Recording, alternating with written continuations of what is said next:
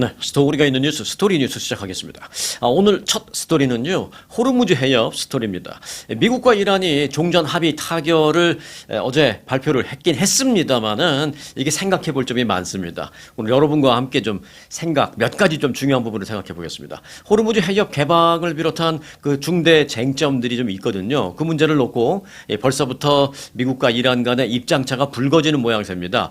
뭐 미국과 이란 간의 전쟁도 하는데 뭐 입장차가 뭐 그렇게 대단해라고 생각할 수도 있습니다만은 지금부터 60일 동안에는 조그만 입장차도 상당히 그 큰 일이 벌어질 수도 있는 그런 상황이기 때문에 지금부터 60일 동안은 이 살얼음을 걷는 그런 상황이기 때문에 이 입장 차이라는 게 굉장히 중요한 겁니다.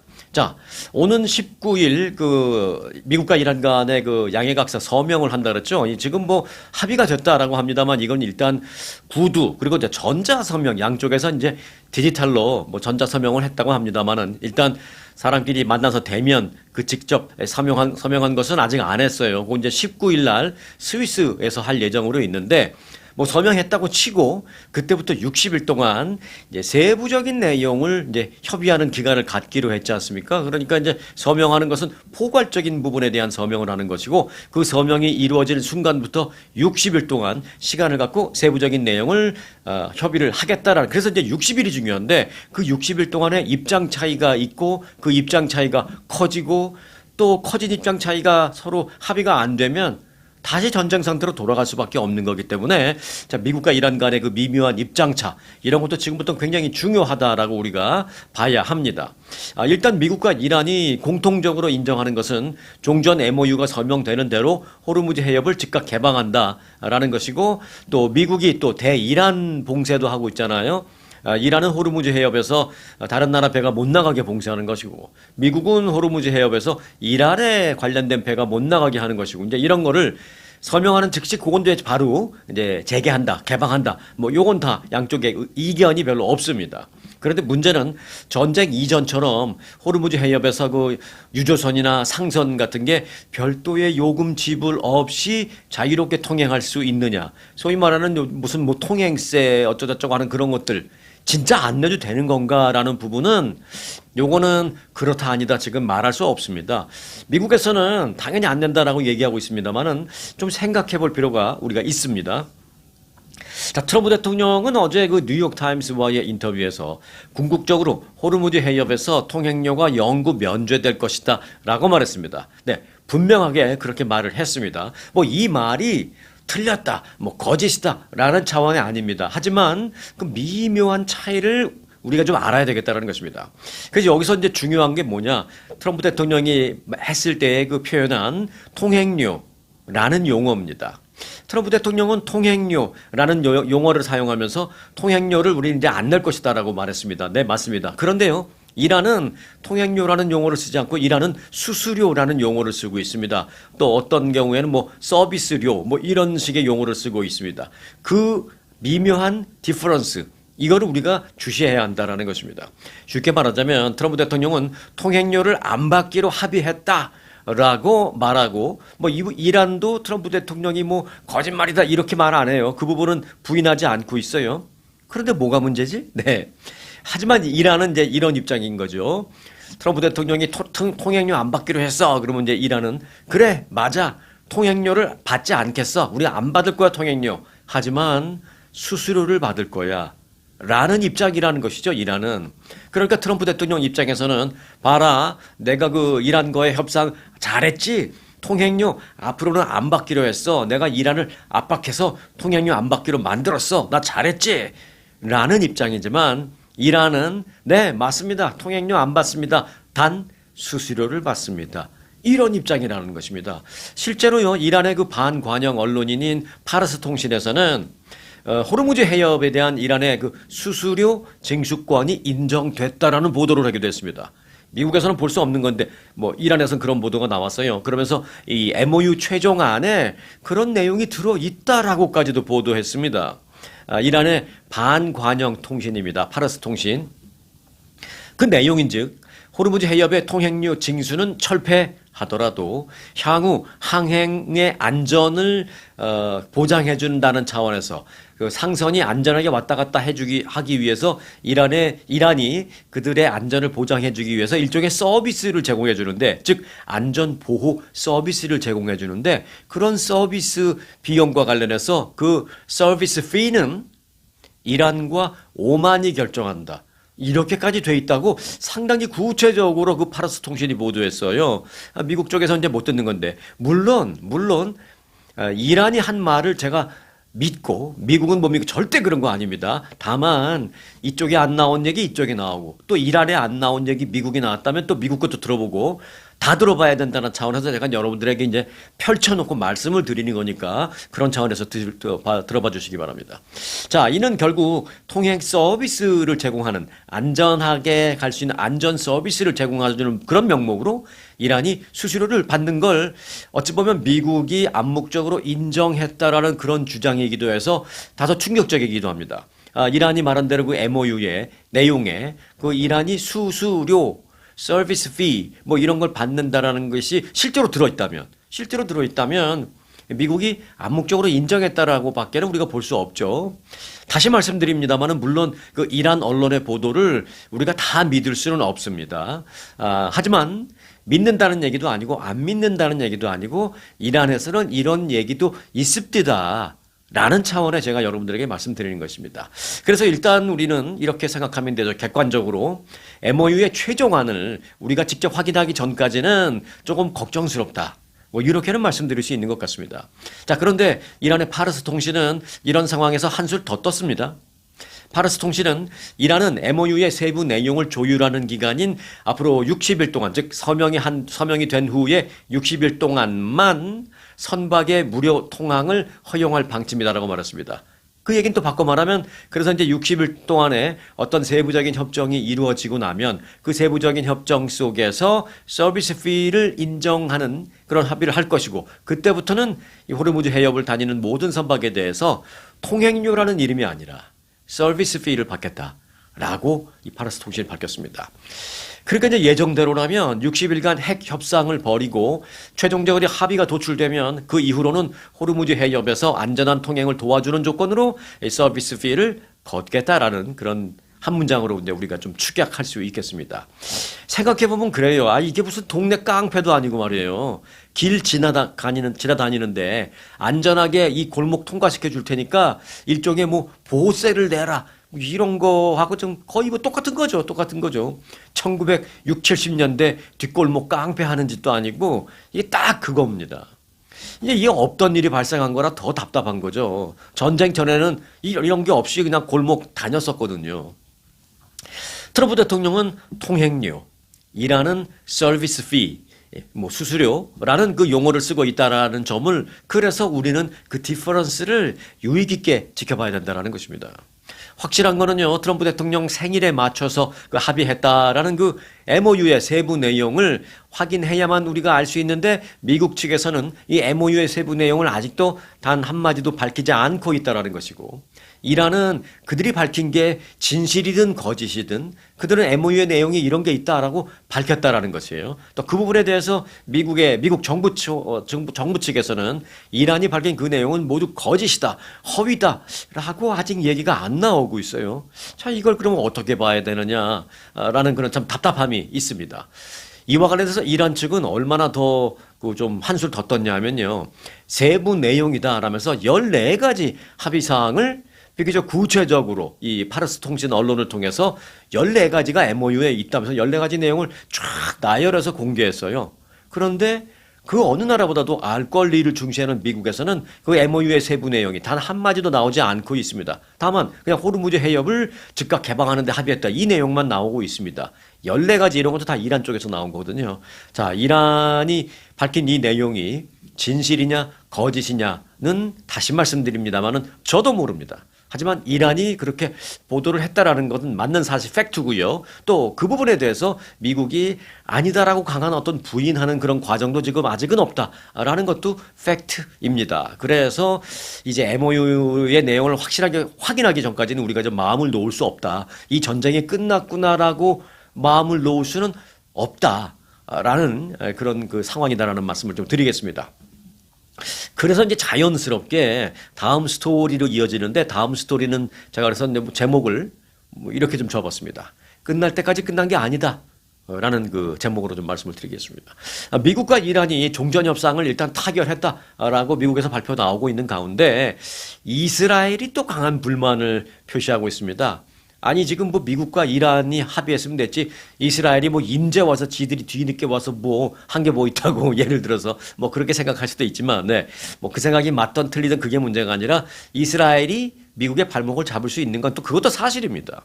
자, 이스라엘이 이번 미국과 이란 간의 그 합의, 논의 과정에서 사실상 좀 배제됐어요. 그러면서 자신들의 요구사항이 협상안에 거의 반영되지 않았다면서 크게 불만을 터뜨리고 있는 것으로 밝혀졌습니다.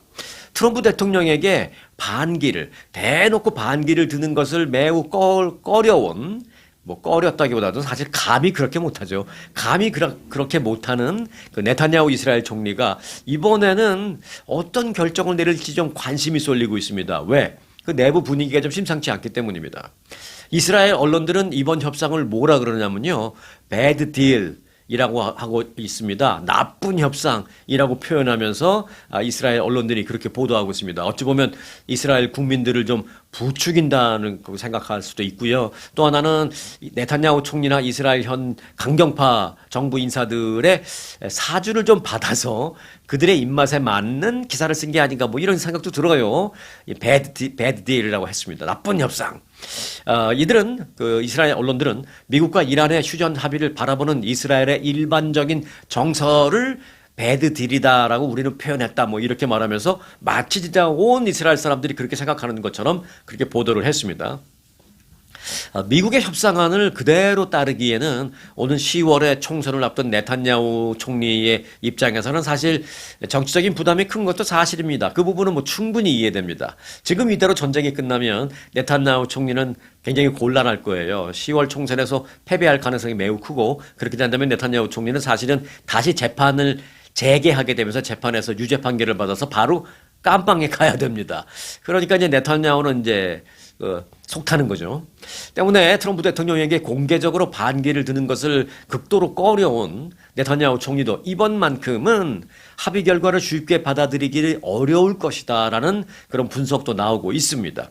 실제로 네타냐후 총리는 합의가 임박했던 지난 14일이 일요일이었고 그날이 트럼프 대통령의 생일이었으면서도 또 그날에 맞춰서 이란과의 종전 MOU에 우리가 합의했습니다. 막 발표가 나오고 했던 게 다 그날이었잖아요. 14일 일요일.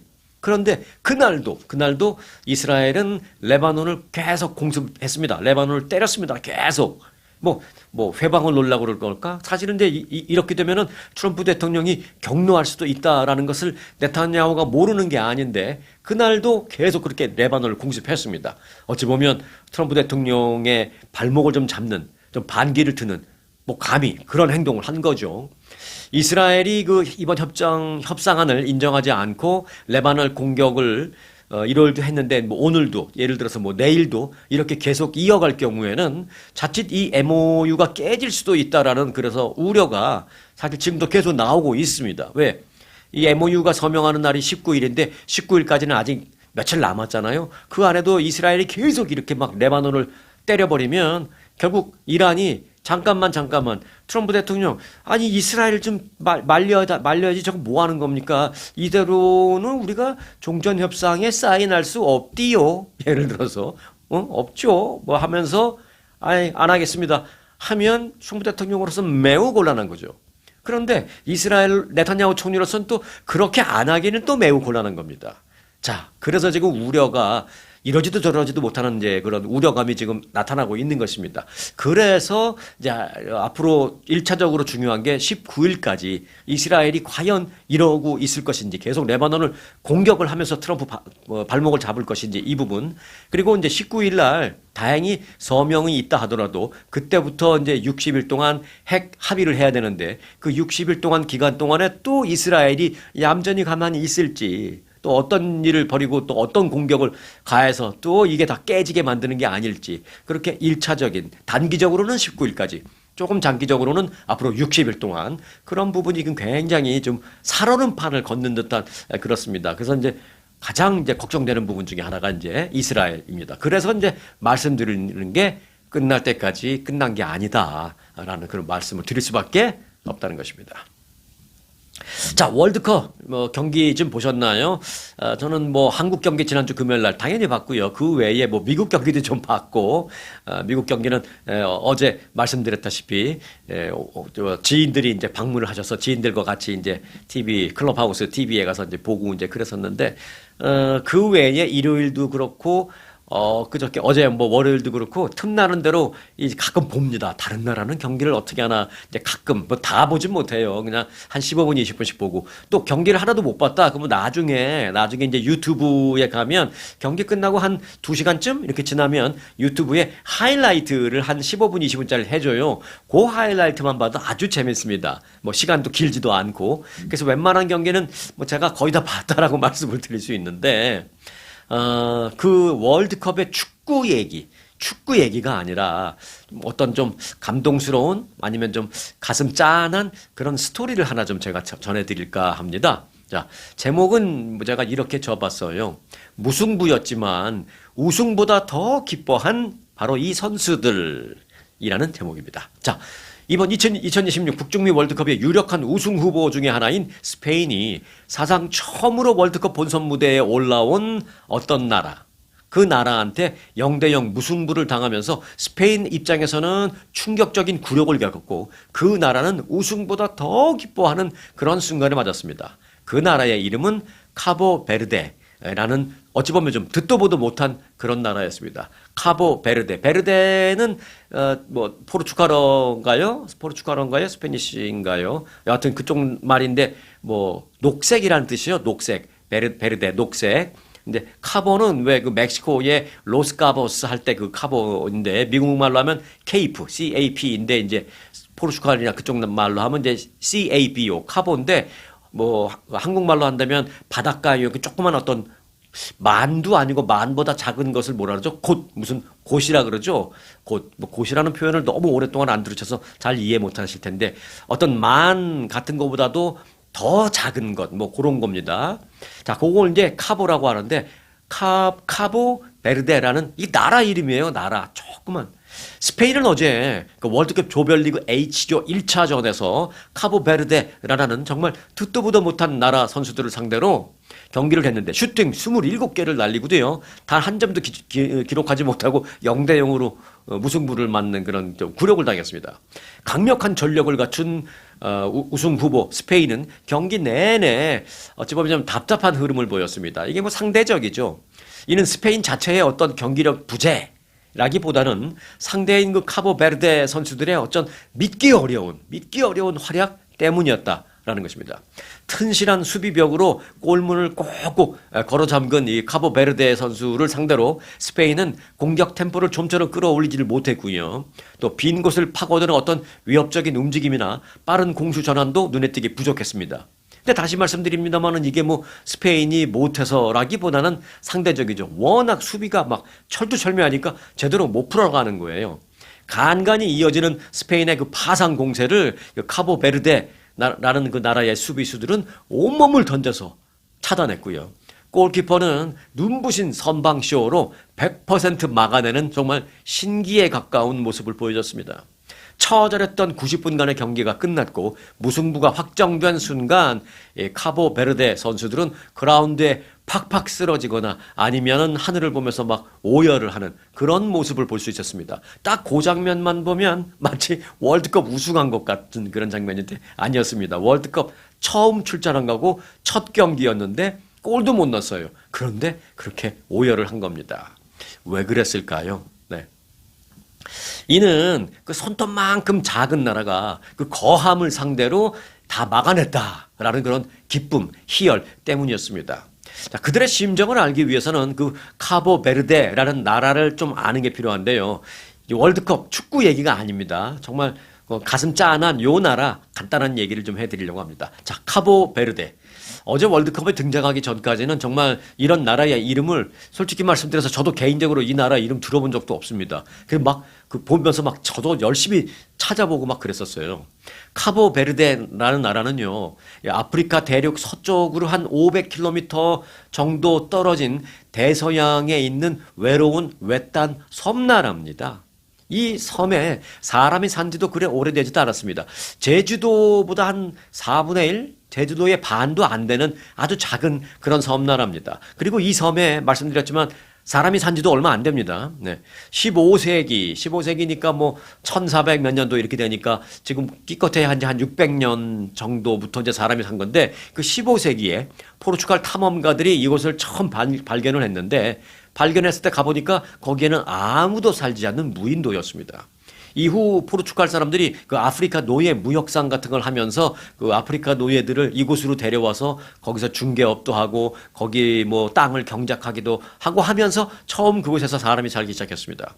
결국 포르투갈 사람들과 또 아프리카 문화, 그 아프리카 사람들도 매니지먼트 하려면 포르투갈 사람들이 있어야 될 거 아니에요. 그 세월이 흐르면서 거기에 있던 아프리카 사람들과 또 매니지먼트 하기 위해서 가 있던 포르투갈 사람들 사이에 이제 혼혈들도 많이 태어나게 되는 거죠. 그렇게 두 문화가 융합된 독특한 문화와 인종이 형성이 되기 시작했습니다. 그러다가 이제 1975년에 이 나라는 포르투갈로부터 완전히 독립을 했습니다. 그러니까 독립한 지도 얼마 안 된 거죠. 현재 이 나라의 인구는 몇 명이냐? 52만 명입니다. 52만 명을 제가 예를 이렇게 드려볼게요. 한국으로 따진다면 경기도 파주시가 딱 52만 명입니다. 파주시. 그러니까 어찌 보면 경기도 파주시에 있는 시립 축구단이 월드컵에 와서 스페인과 경기를 갖고 무승부를 이룬 겁니다. 이게 있을 수 있는 얘기냐고요. 예.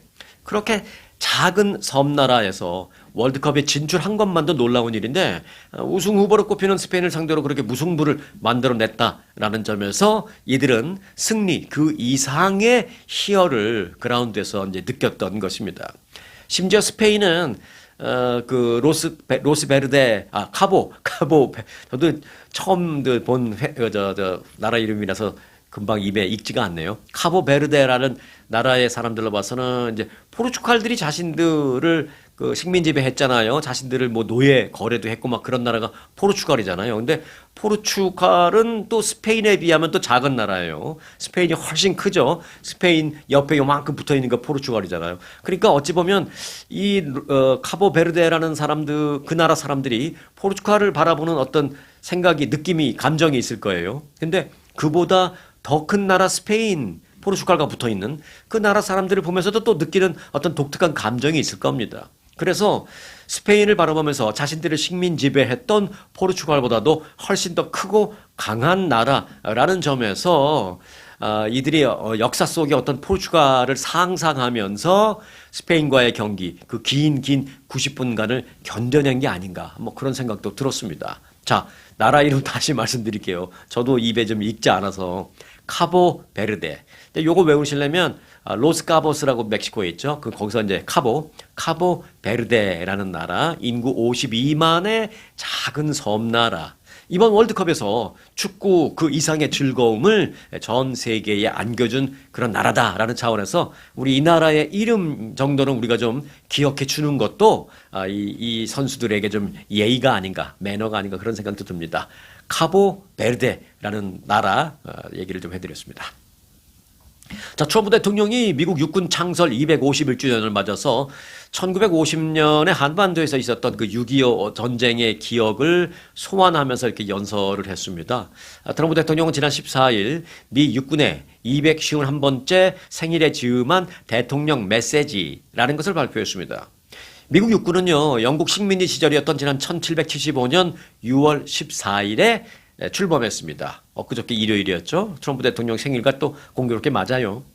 트럼프 대통령은 18세기 미국 독립전쟁부터 19세기 스페인과 미국 간의 전쟁, 그리고 20세기에 두 차례의 세계대전, 그리고 6.25 전쟁, 이어서 베트남 전쟁, 이어서 걸프 전쟁 등등등까지 미국 육군이 활약한 주요 전쟁을 이렇게 나열하면서 이제 육군 얘기를 했습니다. 특히 이제 6.25 전쟁과 관련해서는 트럼프 대통령은 이렇게 말을 했습니다.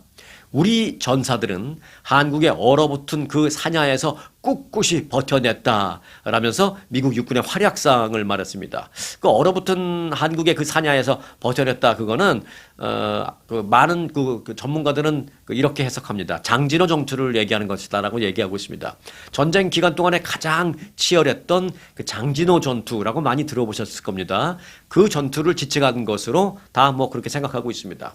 유난히 그해 일찍 겨울 추위가 몰아닥쳤다라고 하는데요. 그해 1950년 11월 26일 함경남도의 대형 저수지, 뭐 호수 같아서 장진호라고 했는데 이제 호수기도 하지만 이제 대형 저수지죠. 어떻게 보면 그 함경남도의 대형 저수지 장진호까지 미군과 유엔군이 진출했습니다. 미 육군 주력 부대가. 그런데 거기에 미리 매복을 하고 있던 중공군에게 맞닥뜨려지게 되면서 굉장히 치열한 전투를 취하면서 미군 쪽의 희생도 어마어마하게 발생했습니다. 보름 넘게 거의 한 달 가까이 말 그대로 미군이 사투를 벌였습니다. 이어서 어느 정도 시간이 지나면서 미군은 오히려 그 인해 전술을 치는 중공군에게 포위당하고 막 그랬습니다.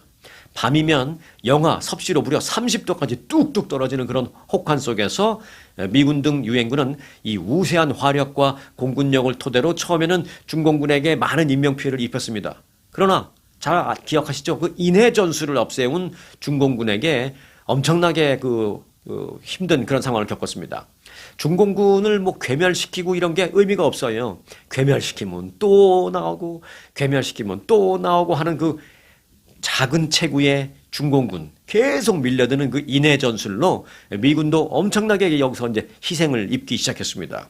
그렇게 막 포위까지 당해서 나중에는 그래서 결국 한 달 가까이 계속되던 인해 전술로 인해서 결국 12월에 미군은 동해안의 흥남까지 후퇴하면서 철수를 하게 됐습니다. 그 후퇴도 쉽지 않았어요. 그 포위망을 뚫고 후퇴를 했어야 되거든요. 정말 드라마틱하게 극적으로 포위망을 뚫고 흥남까지 이제 후퇴를 했습니다.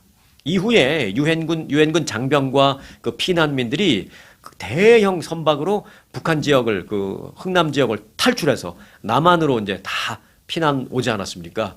그렇게 이동한 것이 바로 그 유명한 흥남 철수 작전이잖아요. 네, 흥남 철수 작전 다들 보셨죠? 근데 흥남 철수 작전이 약간 좀 가물가물하다? 그러면 아마 이렇게 또 이해하실 수 있을지 모르겠어요. 그 영화 배우 황정민 씨가 주연으로 나왔던 영화 국제시장. 그 국제시장이 이제 흥남 철수 작전에서 시작해서 부산에 내려와서 부산에서 있었던 일 이런 걸 만든 게 이제 영화잖아요. 국제시장 영화. 네.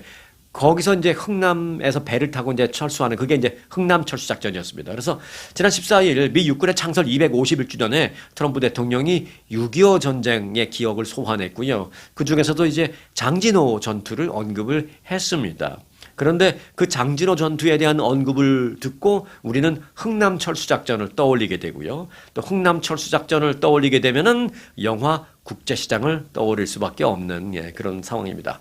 자, 그렇게 생각해 보면 미국은 조금만 내로우다운 한다면 미국의 육군, 뭐 공군, 해군도 마찬가지입니다만은 육군 창설 251주년을 맞아서 미국의 육군 또 이 미국이라는 나라 참 우리 한국인들에게는 고마운 나라인 것만은 사실이다라는 생각을 다시 한번 하게 됩니다. 6.25 전쟁 당시 미군은요. 한국에 얼마를 파병했느냐? 무려 178만 명의 장병을 파병했습니다. 그중에서 무려 약 3만 6천 명의 미군이 희생을 당했다라는 짧은 숫자 정도는 좀 알아놓는 것도 괜찮을 듯 싶습니다. 자, 지난 14일 그 얘기를 했는데 그 14일날 사실은 트럼프 대통령의 생일이면서 그 백악관에서 그 생일 기념인가요? 뭐 독립 기념인가요? 뭐 모르겠습니다. UFC 격투기 경기가 있었잖아요. 근데 뭐 그 경기 얘기를 해드리는 게 아니라 그 경기가 끝난 다음에 비하인드 스토리가 있는데요. 뭐냐면 그 UFC 그 회장이 그날 그 경기 끝나고 난 다음에 한마디 했어요. 뭐라 그러냐면 두 번 다시는 백악관에서 경기 안 한다 그랬습니다. 트럼프 대통령과 UFC 회장은 되게 막역하고 친한 사이인데 무슨 일? 네, 이게 다 돈입니다. Money talks. 사상 처음으로 그 백악관에서 치루어진 그 2종 격투기 UFC 경기가 숱한 화제를 낳은 가운데 트럼프 대통령의 최측근인 데이나 화이트 UFC 회장은 어제 백악관에서 다시는 경기를 하지 않을 것이다 라고 말했습니다. 그래서 사람들이 왜 그러냐고 이제 물어봤죠. 그랬더니 빌어먹을 그 비용을 감당할 방법이 없기 때문입니다. 라고 말했습니다.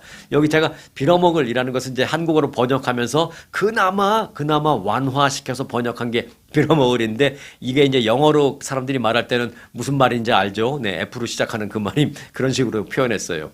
UFC 경기장 그 옥타곤, 팔각형, 옥타곤을 세워서 백악관을 스포츠 엔터테인먼트장으로 변모시켰다라는 좀 뭐 비난도 있었습니다만은 그 이 경기가 세계의 이목을 뭐 끄는 데는 성공했습니다만은 UFC 측은 평소보다 3배 많이 들어간 비용 때문에 치명적인 손해를 입었다라는 것입니다. 6천만 달러가 들어갔대요. 6천만 달러. 여기에 그 야외 특설 무대 세우고 또 특별히 그 저 의자나 이런 것도 일반 뭐 조그만 쪼그자 갖다 놓을 수 있어요. 다 VIP 나름 뭐 방귀 뀌는 사람들 오잖아요. 뭐 나름 높다는 게서 좋은 의자 갖다 놓고 거기다 보안이나 안보 철통 같이 해야 되고 돈이 너무 많이 들어갔다는 거예요.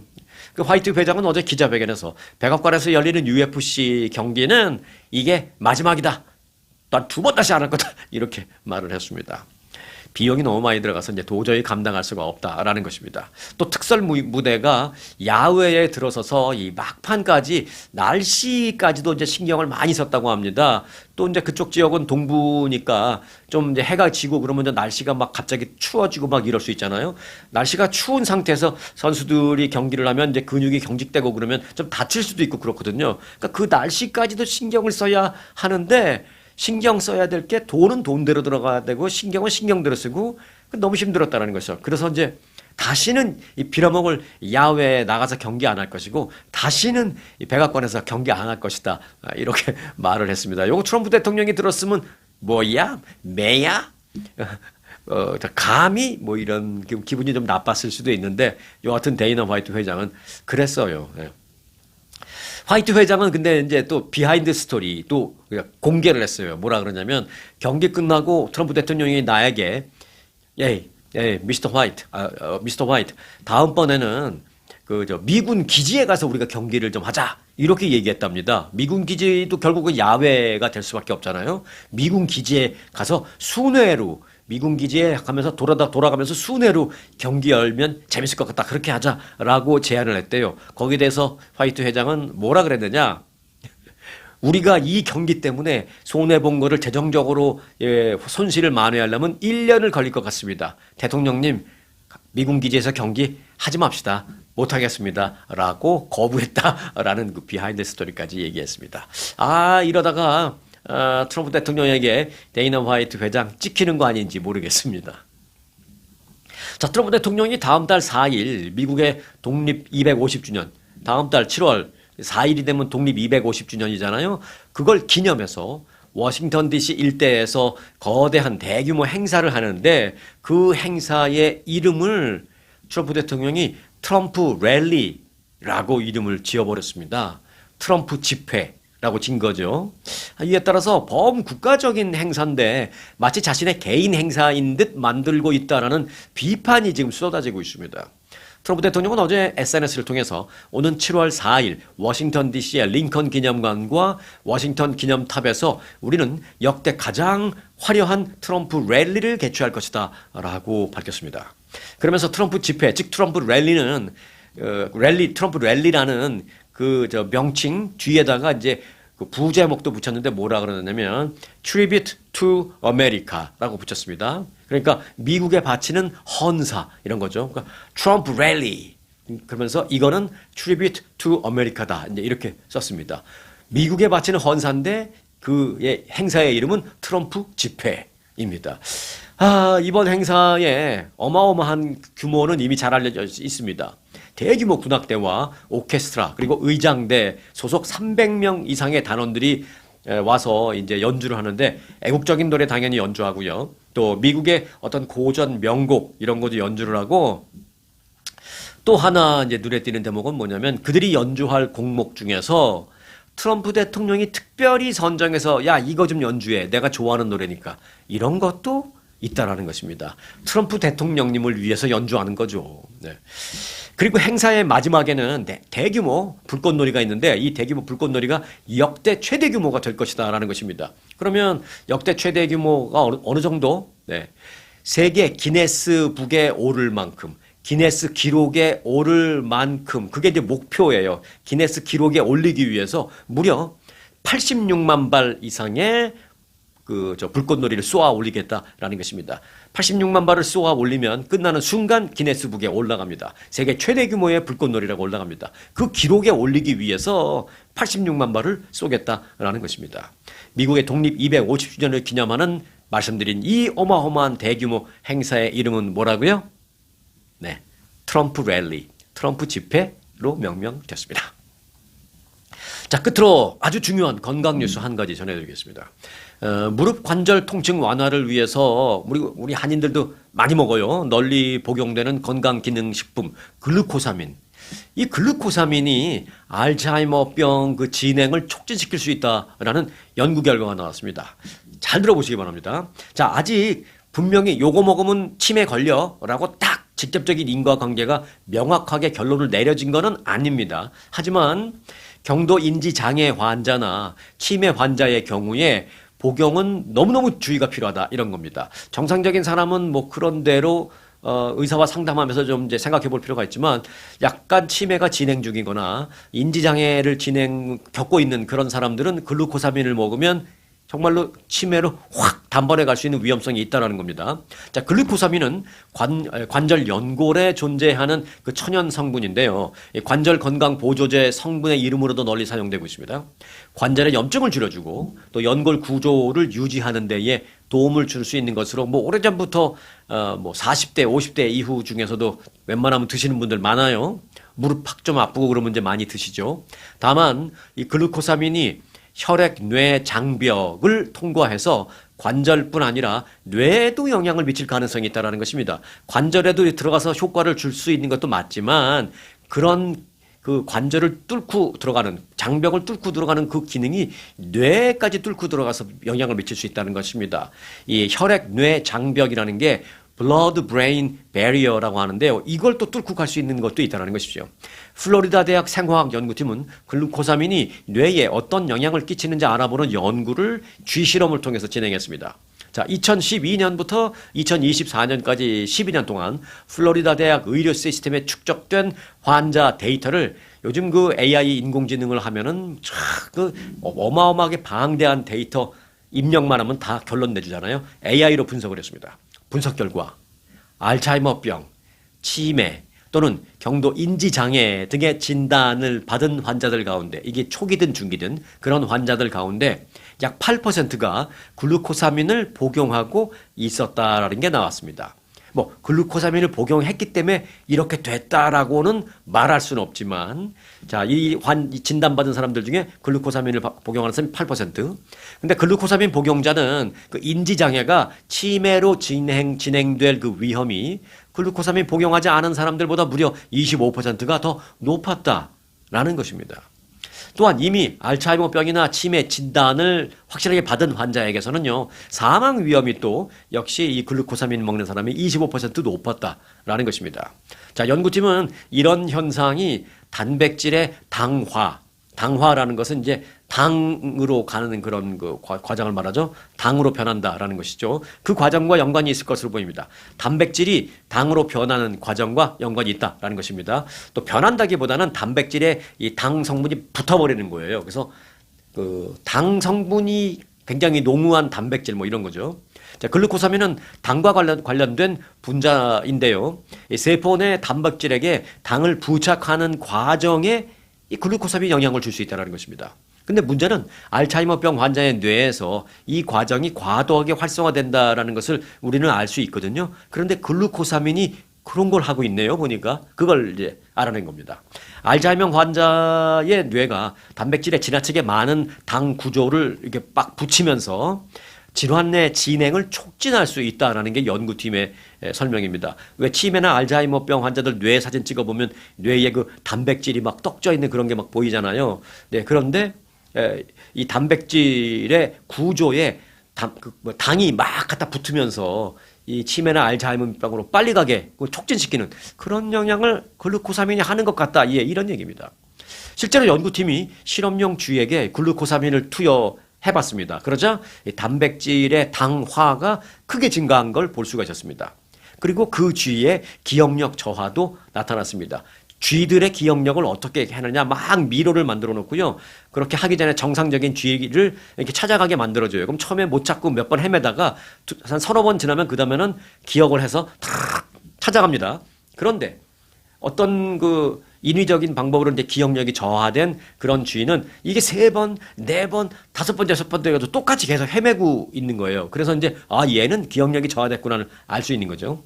그런데 이제 반대로 기억력이 저하된 그 쥐에게 이렇게 단백질이 당화로 되는 그 과정을 억제하게 만들어주자 기억력이 개선되는 결과가 확인됐다는 것입니다. 자, 글루코사민이 곧바로 치매를 발병시킨다라고 결론적으로 말씀드릴 수는 없습니다만은 앞서 그 말씀드린 문장을 제가 이제 다시 한 번 더 말씀드리는 것으로 이제 결론을 지을 수 있을 것 같아요. 자, 글루코사민 복용자는 인지장애와 치매로 진행할 위험이 복용하지 않은 사람들보다 25% 높았다라는 점을 다시 한번 말씀드리도록 하겠습니다. 시사하는 바가 크죠. 자, 글루코사민 복용하시는 분들이 뭐 한인들 중에서도 굉장히 많은 것으로 제가 알고 있습니다. 뭐 60 넘으신 분들은 뭐 굉장히 많이 복용하시고 어떤 분들은 뭐 40, 50부터 뭐 7, 80대 되시는 분들은 거의 대부분 복용하고 있는 것으로 제가 알고 있는데요. 그런 분들은 주치의와 상의하면서 복용하시기를 저는 강력하게 추천을 드립니다. 이제 왜 상의가 필요하냐면 그럼 주치의는 일반적으로 예를 들어서 아유 먹지 마세요. 뭐 그러거나 아유 신경 쓰지 마세요. 먹으세요. 뭐 이렇게 하시는 주치의는 없을 거라고 생각합니다. 사람들마다 개인적으로 다 다르기 때문에 이렇게 일괄적으로 말하진 않을 것으로 생각합니다. 자, 어떤 경우에는 그런 우려 때문에 글루코사민에 지금 말씀드렸던 그런 우려 때문에 복용을 안 하는 게 나을 수도 있을 것이고요. 또 어떤 경우에는 그런 우려가 있다고 하더라도 이 글루코사민 복용에 의한 베네핏이 그런 우려보다 더 크다면 이 베네핏을 위해서 그냥 복용하도록 주치의가 얘기해주는 그런 경우도 있을 것입니다. 그래서 전문의와 이제 상의하는 게 중요하다, 필요하다라는 그 말씀을 제가 꼭 드리겠습니다. 자, 오늘은 여기까지 하겠습니다. 끝까지 함께 해주신 분들에게 감사드리겠습니다. 오늘 영상 마칩니다. 아주 특별한, 아주 즐거운, 아주 기분이 좋은, 아주 편안한, 아주 행복한, 아주 추억의 남을. 같은 코스 같은 일정이라도 추억은 차이가 납니다. 고객 만족도 1등 아주 투어. 내 인생 최고의 순간 1등 여행 아주 좋은 아주 투어. 아주 좋은 213-388-49